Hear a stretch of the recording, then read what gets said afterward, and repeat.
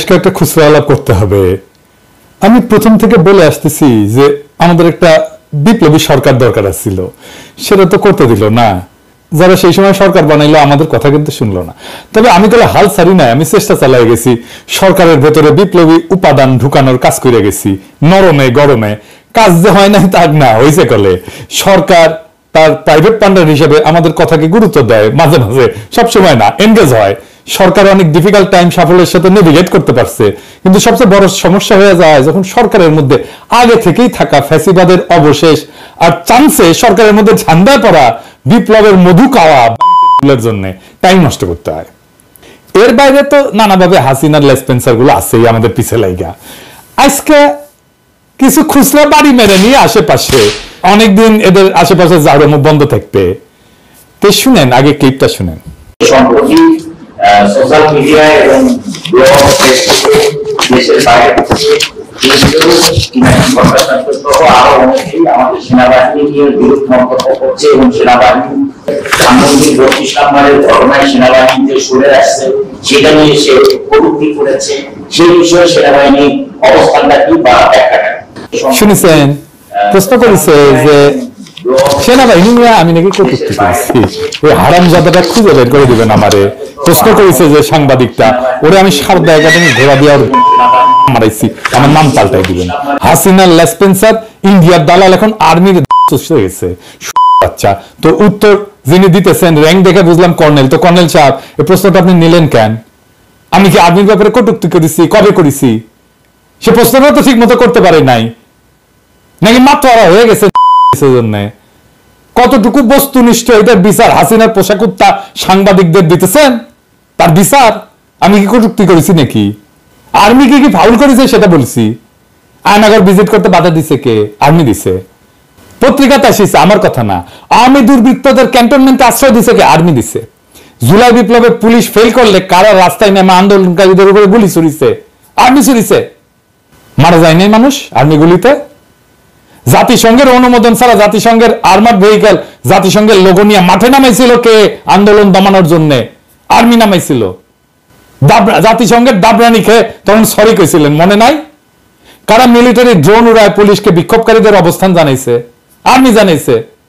তারপরে ওইখানে পুলিশ যায় পাখির মতো মারছে আমাদের রাজপথের বন্ধুদেরকে।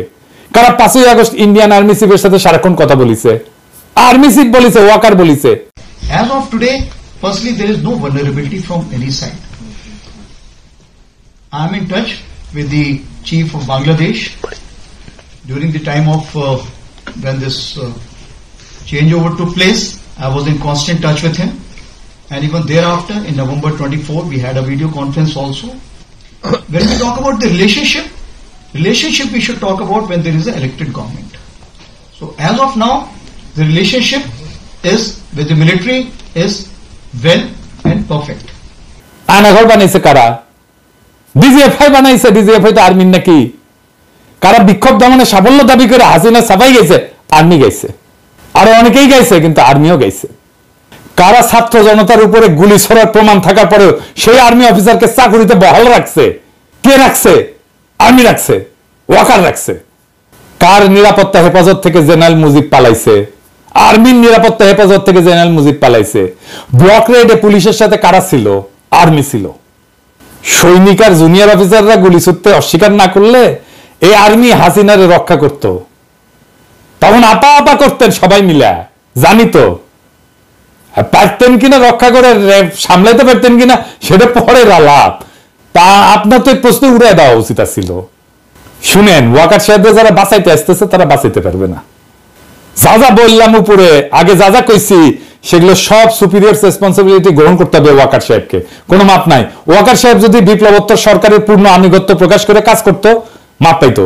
সেটা করেন নাই উনি। এইটার কনসিকুয়েন্স আছে কর্নেল সাহেব।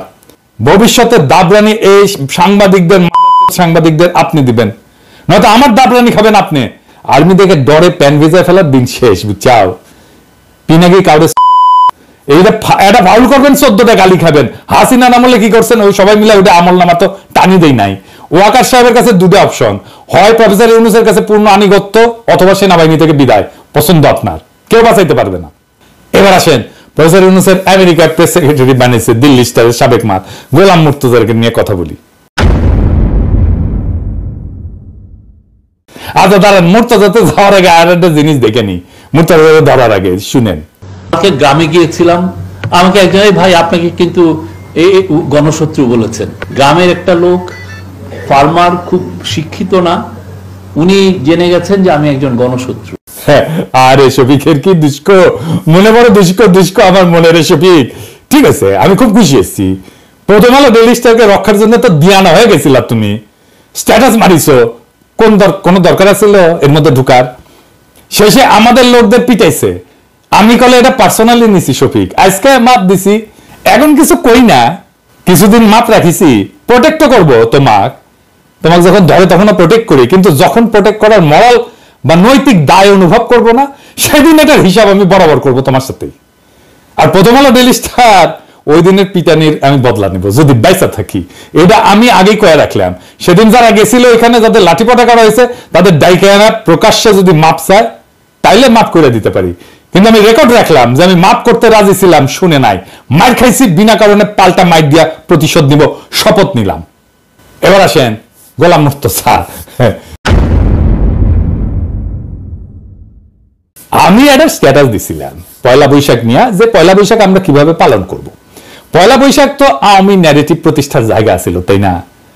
পয়লা বৈশাখ নিয়ে তো আমাদের একটা লড়াই ছিল, আমরা তো পয়লা বৈশাখের সময় আমরা সব সময় হাসিনা আমলে লড়াই করছি। তো চারুকলা তো আওয়ামী দুর্গ ছিল, ছায়ানটের তো সবকটা আওয়ামী বাকশালী অ্যাক্টিভিস্ট, সাপোর্টার না অ্যাক্টিভিস্ট। রমনার বটমূলে যে গান গায় সেটা কেয়ারফুলি সিলেক্টেড, যা আওয়ামী বয়ানকে ক্যারি করে। হ্যাঁ, আপনি শোভাযাত্রার থিম দইরা সেই সময় বাংলাদেশের পলিটিক্যাল স্ট্রাগলের গতিমুখ ধরতে পারবেন। আমি এক্সাম্পল দিই, বাংলাদেশের প্রগতিবাদীরা কি পলিটিক্যাল স্ট্যান্ড নিছে কখন, সেটা আপনি এই মন্ডল শোভাযাত্রার ব্যানার দেখায় থিম দেখে ধরতে পারবেন। 2012 সালে তাদের থিম ছিল রাজাকার মুক্ত বাংলাদেশ, মুক্তিযুদ্ধের অনিঃশেষ। তখন চলতেছে পুরা দমে জামাত নেতাদের ফাঁসি দেওয়ার প্রস্তুতি, বুঝছাও?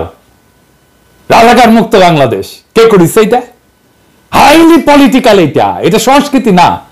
2014 সালে ফাঁকা মাঠে গোলের নির্বাচন করেছে আওয়ামী লীগ। আওয়ামী লীগের মনে ভয় শঙ্কা, তাই না? টিকবে তো সরকার। তারা থিম নিল কি? উদ্ধত করো, জাগ্রত করো, নির্ভয় করো হে। সবচেয়ে ইন্টারেস্টিং 2021 সালের থিম। তখন সারা দুনিয়ায় র্যাবের মানবাধিকার লঙ্ঘনের বিরুদ্ধে প্রচারণা, স্যাংশন আসতে পারে, এটা র্যাবও জানে। র্যাব আর গুম খুন করতে চাইতেছে না, তখন তারা থিম নিল কালো ভয়ঙ্করের বেশে ওই আসে সুন্দর। আর হারামজাদা গোলাম মুর্তজা চারুকলা তার ঐতিহ্য অনুসারে থিম নেবে, শোভাযাত্রা করবে, গান সিলেক্ট করবে। আর একটা জিনিস দেখাই, দেখেন তো চিনতে পারেন কিনা? জি, এটা খালেদা জিয়া, আর হাতে পেট্রোল বোমা। মঙ্গল শোভাযাত্রার ছাতার নিচে পলিটিক্যাল প্রজেক্ট। গোলাম মুর্তজা বলে উস্কানি, বলে তারা যা ইচ্ছা গাইবে, হারামজাদা আওয়ামী ন্যারেটিভ নিয়ে আসবে, চারুকলার ছায়ানট আমরা সেটা হইতে দেব। আর গোলাম মুর্তজা তুই নিরাপত্তা দিতে পারবি? আমরা বলছি কথা বলে নিতে হবে, অন্যায় হয়ে গেছে খুব। আমি পোস্টানোর পরে সে আবার উইটা পোস্টাইছে, দেখেছেন?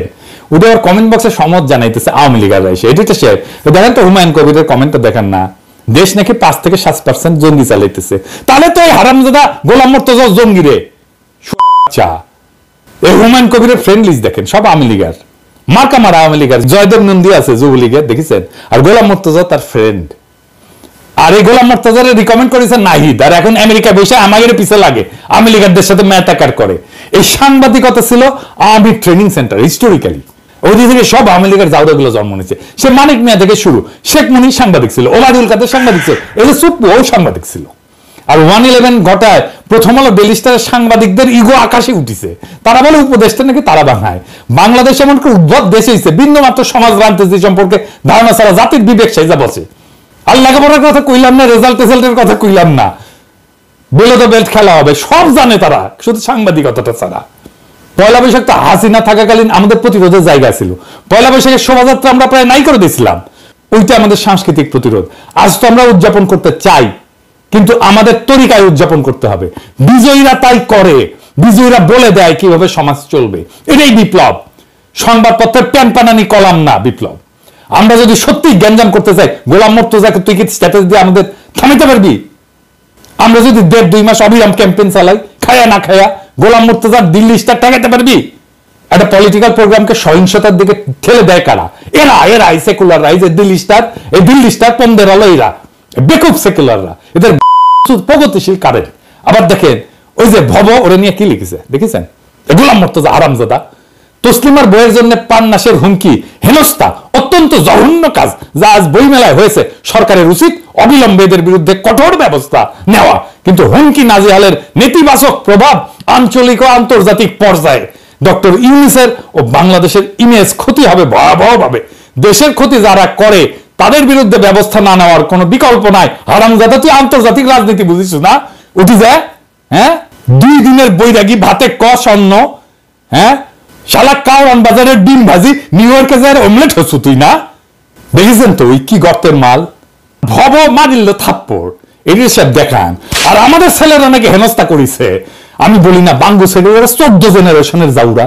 এইটা সাহেব অনেকদিন সিল মারি নাই, এরা দেন না, জাউরা সিল মেরে দেন আরো একখান মারেন, আবার বলে এসব করলে নাকি আওয়ামী লীগ ফিরে আসবে। তো যাবে, আওয়ামী লীগ ফিরে আসবে না, গণ এসে গেছে। দেখ মুর্তজা, তোর তীর্থভূমি যেদিন ভাঙিছি, তারপর সারা দেশে কি করেছে আমার ক্ষুদ্র ভ্রাতারা। দেখ এই যে সাহেব দেখান ওই ভিডিওটা, সাকবুম মিউজিকের তালে দেন, জ্বলে পুয়া মরুক মুর্তজা। বেশি সেকুলারগিরি আর পশ্চিমা বিশ্ব না, ওই রমনার বটমূলে সাকবুম বাঁচামো আর গরু ফেলায় জবে দিমু। 27টা পাবলিক রে, এগুলো বুঝাও না, পাবলিক সাথে এদের কথায়। এরা ভাবে 2000 লাইক পেয়েছে ফেসবুকে, একটা স্ট্যাটাস মেরা মহাতালে বড় হয়ে গেছে। মাহমুদ ভাই দিছিল বাম্বু, তাও সোজা হয় নাই। গিরগিটি সাংবাদিকতা লিখেছিল না, কুত্তার লেজ তো সোজা হবে না। এরা মাইনে সোজা, যেটা আলাপ করে সেটেল করা যায় সেটা সে ফিজিক্যাল কনফ্লিক্টে নিয়ে যায়, এ ভবর মতো, বুঝছেন? তারপর দেখাবে যে বাংলাদেশ জঙ্গি হয়ে গেছে। আরে ফিজিক্যাল কনফ্লিক্টে গেলে পারবি না তো তুই দিকে টানিস কেন? চাইতে গেছি না, হসেছিয়া না তো আরো চাচ্চাতেছি। আরেকটা জিনিস দেখি, আরো সেদবেন, এবার আপনারা সেদবেন। আগ্রা একজন বাণিজ্য উপদেষ্টা আছেন, অতি ভদ্র মানুষ, ব্রাইট স্মার্ট ছেলে, আমার খুব পছন্দের। হ্যাঁ, বাজারে পণ্যের মূল্য স্থিতিশীল রাখার জন্য দারুণ কাজ করতেছে, আপনারা সাপোর্ট করবেন তারে। খুব ইফেক্টিভ সিস্টেম সে ইমপ্লিমেন্ট করতেছে, বাজার মনিটর করতেছে খুব সাইন্টিফিক ভাবে। আপনারা যারা বাজারে যাইতেছেন তারা জানেন পণ্যের সরবরাহ এবং দাম স্থিতিশীল আছে। আপনারা এর মধ্যে দেখছেন খেজুরের দাম কমে গেছে অনেক, জিন্দেগিতে দেখছেন একবার দাম বাড়লে সে দাম আবার কমে, দেখেন নাই, তাও কমিছে। তবে বাজারে সব পণ্য, কিন্তু কোন পণ্যটা নাই? তেল নাই, সয়াবিন তেল নাই। কেন নাই জানেন? এইখানে বাংলাদেশের বড় লোকদের জাউরামু। সয়াবিন তেলের বাজার পরিপূর্ণভাবে নিয়ন্ত্রণ করে কয়েকটা oligarch group, City group, S Alam group, Abul Khair group, Bashundhara group. এইখানে নতুন কেউ ঢুকতেই পারবে না। কেন পারবে না? কি সিস্টেম করছে সেটা আরেকদিন আলাপ করব। এরাই সিন্ডিকেট করে দাম বাড়ায়। এরা রোজার আগে সয়াবিন তেলের দাম বাড়াইতে চায়। 1995 সরকার, বিশেষ করে বাণিজ্য উপদেষ্টা রাজি হয় না দাম বাড়াইতে। এখন ঠিক করেছে তেল মার্কেটে ছাড়বে না, আটকে রাখবে। না ছাড়লে পাবলিক ক্ষিপ্ত হয়ে গালাইবে বাণিজ্য উপদেষ্টারে। এই চাপে সামের দাম বাড়ায় নিবেন। পর্যাপ্ত তেলের কিন্তু স্টক আমদানি হয়েছে। তো স্টক করেছে কিভাবে জানেন? আর মজার আলাপ। এই যে দেখেন এই খবরটা, চট্টগ্রাম সাগরে 250টির বেশি লাইটার জাহাজ পণ্য নিয়ে সাগরে ভাসছে। মানে কি? মানে হইতেছে যে সাগরে প্রায় 14,000-এর মতো লাইটার জাহাজ বিভিন্ন পণ্য, গম, ভুট্টা, চিনি, ভোজ্য তেল, ছোলা, খেজুর, ডাল, সয়াবিন যা এই সমস্ত নিয়ে বাংলাদেশের বিভিন্ন অঞ্চলে ঘাটে পরিবহন করে থাকে। আমদানিকারকরা মাদার ভেসেলে বড় জাহাজে আমদানি করে, কিন্তু ওই যে মাদার ভেসেল এইটা আমাদের সমুদ্রে ঢুকতে পারে না, এই গভীরতা কম, সেজন্য আটকে যায়। সেজন্য ওইটা দূর সমুদ্রে এটা নোংর করে থাকে। তো ওই মাদার ভেসেল গুলা কুতুবদিয়া সহ চট্টগ্রাম শহরে বহিনগরে থাকে। ওইখান থেকে মাল খালাস করে ছোট ভেসেলে নেয়, নিয়ে তারপরে এটা ভিতরে আসে। তো এই যে City group, S Alam group, Abul Khair group, Bashundhara group তেল নামাইছে লাইটার জাহাজগুলোতে, কিন্তু খালাস না কইরা গত 1 মাসের বেশি সময় ধরে সাগরের বিভিন্ন পয়েন্টে, যেমন সন্দ্বীপ, হাতিয়া, ভাসানচর, হরিনাগার, এগুলো ভাসায় রাখছে। শুধু তেল না, চিনি বোঝাইকৃত 30 থেকে 35টা লাইটার জাহাজ বাসায় রাখছে, গম বোঝাইকৃত 24 থেকে 28টা লাইটার জাহাজ বাসায় রাখছে, সয়াবিন বোঝাইকৃত 20 থেকে 22টা লাইটার জাহাজ বাসায় রাখছে। এই সব মিলায় প্রায় শতাধিকের অধিক এই পণ্যবাহী লাইটার জাহাজ সাগরে ভাসমান অবস্থায় আছে। সাগরে রাখা সুবিধাজনক, কারণ প্রশাসনিকভাবে সাগরে তো কোনো অভিযান করা হয় না গুদামে স্টকের জন্য। ভোগ্য পণ্য বিভিন্ন গুদামে না রেখে সেই জন্য ভাসমান রাখছে লাইটার জাহাজে। তবে অনির্দিষ্টকালের জন্য তো সাগরে ভাসা রাখতে পারবে না, খরচার প্রতি আছে। কিন্তু বদমাইশি দেখেন ভাইজানেরা, আপনাদের বলি, শয়তানি না করে তেল বাজারে ছাড়েন। 2 দিন টাইম দিলাম, বাজারে কৃত্রিম সংকট তৈরি করে আলগা মুনাফা কিন্তু আমি হান্দাই দিতে পারি। ইনকা ভদ্র উপদেষ্টা না হয়ে আমি যদি উপদেষ্টা হইলাম ইনি বাণিজ্য উপদেষ্টা, তাহলে 2টা কাম করলাম। ইনি নেভি নিয়ে সাগরে রেট দিতাম, নিজে দাঁড়াই থেকে লক বয়ে দেখতাম যে এটা 1 মাস ধরে তেল নিয়ে ঘুরতেছে, তাহলে নগদে ডুবাই দিতাম ওইটা লাইটার ভেসেল, বুঝছাও। ইনকা করে 10-12টা ডুবাই ঢাকা শহরে আসতাম, তারপরে নিতাম, বুঝছাও, নিয়ে ওই সব কয়টার হেড অফিসে মারতাম নিজের হাতে, শিখে নিলাম ইনি আগে। আর ওই যে গরিব, ওই যে গাড়ির মিস্ত্রিরা একটা যন্ত্র আছে না, তেল দেয় এরকম গাড়ির পার্টসের করে দেয় না তেল, ওটার মধ্যে। প্রিয় দর্শক শ্রোতা, ইতিমধ্যে জিয়া পরিবারের নামে বারবার আঘাত আনার কথা বলছে। ক্ষমতার পালাবদলের প্রেক্ষাপটে বিভিন্ন সময় জিয়াউর রহমান ও তার পরিবারের নামে থাকা অসংখ্য প্রতিষ্ঠানের নাম বদলে গেছে। 2008 সালে 29 ডিসেম্বর নবম জাতীয় সংসদ নির্বাচনের মাধ্যমে ক্ষমতায় এসে আওয়ামী লীগ সরকার একের পর এক জিয়া পরিবারের নাম বদল শুরু করে। এরপরেই বঙ্গবন্ধু শেখ হাসিনা ও তার পরিবারের নামে অসংখ্য প্রতিষ্ঠানের নামকরণের প্রতিযোগিতা শুরু হয়। 2009 সালের জানুয়ারিতে সরকার গঠনের পর 2010 সালে জিয়াউর রহমানের নামে থাকা ঢাকা আন্তর্জাতিক বিমানবন্দরের নাম পরিবর্তন করা হয়। এরপর থেকে একে একে রাজধানী শেরেবাংলা নগরে জাতীয় সংসদ ভবনের বিপরীতে জিয়া উদ্যান এর নাম বদলে রাখা হয় চন্দ্রিমা উদ্যান। আওয়ামী লীগের প্রতিহিংসা থেকে রেহাই পাননি মাওলানা ভাসানী ও ঢাকার বিজয় সরণিতে মাওলানা ভাসানীর নভ থিয়েটার নাম বদলে রাখা হয় বঙ্গবন্ধু নভ থিয়েটার। এভাবে ঢাকাসহ সারা দেশের অসংখ্য প্রতিষ্ঠানে নামকরণ করা হয় শেখ মুজিবের নামে। এমনকি শেরেবাংলা নগর থেকে জিয়াউর রহমানের সমাধিস্থ সরিয়ে ফেলতে উদ্যোগ নেয় আওয়ামী লীগ সরকার। শেখ হাসিনা টানা 1.5 দশকের বেশি শাসন আমলে জিয়াউর রহমান, খালেদা জিয়া সহ বিভিন্ন খ্যাতিমান ব্যক্তির নামে থাকা অসংখ্য প্রতিষ্ঠানের নাম পরিবর্তন করে দেয়। দেশের বিভিন্ন এলাকায় জিয়াউর রহমানের মুরালও ভেঙে ফেলা হয়। বিএনপির নীতি নির্ধারকদের দাবি, জিয়াউর রহমান ও তার পরিবারের নাম নিশ্চিহ্ন করতে চেয়েছিল শেখ হাসিনা সরকার, কিন্তু তার নাম মোছা যায়নি। তাদের নাম তবু রয়ে গেছে মানুষের হৃদয়ে। শেখ হাসিনার গত 15.5 বছরের শাসন আমলে জিয়াউর রহমান, খালেদা জিয়ার নামে থাকা ঠিক কতগুলো স্থাপনা প্রতিষ্ঠানের নাম পরিবর্তন করেছে তার সঠিক পরিসংখ্যান নেই বিএনপির কাছে। বিক্ষিপ্তভাবে কিছু প্রতিষ্ঠানের তালিকা সংগ্রহ করেছে দলটির কেন্দ্রীয় দপ্তর। এ তালিকায় 17টি স্থাপনার নাম পরিবর্তন বা নাম ফলক ভেঙে ফেলার তথ্য জানা যায়। প্রিয় দর্শক শ্রোতা, ইতিমধ্যে বেশ কিছু বেসরকারি ব্যাংকে ছাঁটাই আতঙ্ক। বেশ কিছু বেসরকারি ব্যাংক আতঙ্কে রয়েছে, তাদেরকে হয়তো খুব শীঘ্রই নিষেধাজ্ঞার তালিকা দিতে পারে বাংলাদেশ ব্যাংক। আওয়ামী লীগ সরকার পতনের পর বেসরকারি ব্যাংকগুলো ছাঁটাই আতঙ্ক শুরু হয়েছে। বিশেষ করে মালিকানা ব্যবস্থাপনা পরিবর্তন হওয়া ব্যাংকগুলোর এই আতঙ্ক বেশি। ইতিমধ্যে সোশ্যাল ইসলামী ব্যাংক লিমিটেড SIBL বিতর্কিত ব্যবসায়ী গোষ্ঠী এস আলম গ্রুপের নিয়ন্ত্রণে থাকার সময়ে নিয়োগ দেওয়া 579 কর্মকর্তাকে চাকরিচ্যুত করেছে। ইউনাইটেড কমার্শিয়াল ব্যাংক ও ইউসিবি শতাধিক কর্মকর্তাকে বাদ দেওয়ার তালিকা চূড়ান্ত করেছে। এর মধ্যে অনেকের বাড়ি শুধু চট্টগ্রামে হওয়ার কারণে তাদের নাম ছাঁটাইয়ের তালিকায় যুক্ত হয়েছে। ব্যাংকটি প্রায় 40 কর্মকর্তা ইতিমধ্যে স্বেচ্ছায় পদত্যাগ করেছেন বলে জানা গেছে। এছাড়া ইসলামী ফার্স্ট সিকিউরিটি, কমার্স, গ্লোবাল, ইসলামী ইউনিয়ন ব্যাংক সহ আরও কয়েকটি ব্যাংক এখনও কর্মী ছাঁটাইয়ের পরিকল্পনা নিয়ে এগোচ্ছে। কেন্দ্রীয় ব্যাংক 2022 সালের জানুয়ারিতে এক প্রজ্ঞাপনের নির্দেশনা দেয়, লক্ষ্য অর্জন না করার অজুহাত তুলে ব্যাংকারদের চাকরিচ্যুত করা যাবে না। ওই নির্দেশনায় বলা হয়েছে, শুধু নির্ধারিত লক্ষ্য অর্জন করতে পারা বা অদক্ষতার অজুহাতে ব্যাংক কোম্পানির কর্মকর্তা কর্মচারীদের প্রাপ্য পদোন্নতি থেকে বঞ্চিত করা যাবে না। অর্থাৎ সুনির্দিষ্ট প্রমাণিত কোনো অভিযোগ না থাকলে কর্মকর্তা কর্মচারীদের চাকরিচ্যুত করা বা পদত্যাগে বাধ্য করা যাবে না। এ নিয়ে জানতে চাইলে বাংলাদেশ ব্যাংকের নির্বাহী পরিচালক ও মুখপাত্র হোসেন শিখা প্রথম আলোকে বলেন, কর্মকর্তাদের ইচ্ছেমতো চাকরিচ্যুত করা যাবে না বলে কেন্দ্রীয় ব্যাংকের নির্দেশনা রয়েছে, তাই এখানে বহাল আছে। তবে কোনো নির্দিষ্ট ব্যাচের নিয়োগ প্রক্রিয়ার যদি অনিয়ম হয়ে থাকে তাহলে ব্যবস্থা নেওয়া যায়, তবে বেছে বেছে বাদ দেওয়ার সুযোগ নাই। প্রিয় দর্শক শ্রোতা, দেখছেন যে ব্যাংকের কী একটা অবস্থা, সকলকে অসংখ্য ধন্যবাদ। আসসালামু আলাইকুম।